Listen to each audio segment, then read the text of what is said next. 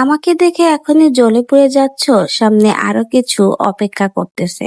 তখন তো স্ট্রোক করবে। দুধ ডিম খাইয়া শক্তি বানাও এখন থেকেই। হঠাৎ করে আখির এই পোস্ট সোশ্যাল মিডিয়াতে যেন আবারও তুমুল আলোচনা ও ঝড়ের সৃষ্টি করলো। হঠাৎ করে আখি এই পোস্ট কাকে উদ্দেশ্য করলো? তাহলে কি তিশা এবং আহাতকে ইঙ্গিত দিয়েই এই পোস্ট আখি? এমনকি আগে কিন্তু বলছে সামনে আসছে বড় ধামাকা, যেটা দেখে অলরেডি নাকি তারা জ্বলে পুড়ে ছারখার হয়ে যাবে। এটুকুতেই তারা এই অবস্থা, সামনে নাকি আবার স্ট্রোকও করবে। দুধ ডিম খেয়ে শক্তি বাড়াতে বলেছে। তো ভিউয়ার্স, বোঝাই যাচ্ছে বড়সড় কোনো ধামাকা নিয়েই সামনে আসতে চলেছে আখি। তারই আগে ভাগে ইঙ্গিত এবার সোশ্যাল মিডিয়াতে তার এই পোস্টের মাধ্যমে দিয়ে দিল।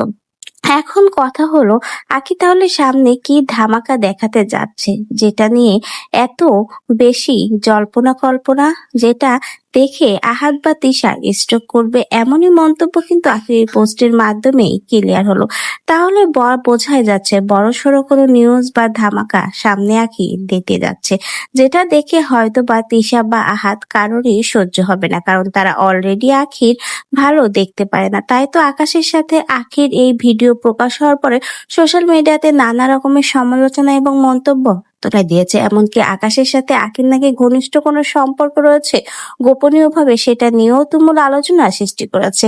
তো ভাই, এত কিছু হয়ে যাওয়ার পরে আপনাদের কি মনে হয়, আখিকে চুপ থাকবে, না সামনে আরো নতুন কোনো ধামাকা দেখিয়ে আহাদ আর তিশাকে আবারও জ্বালিয়ে পুড়িয়ে ছারখার করে দিবে?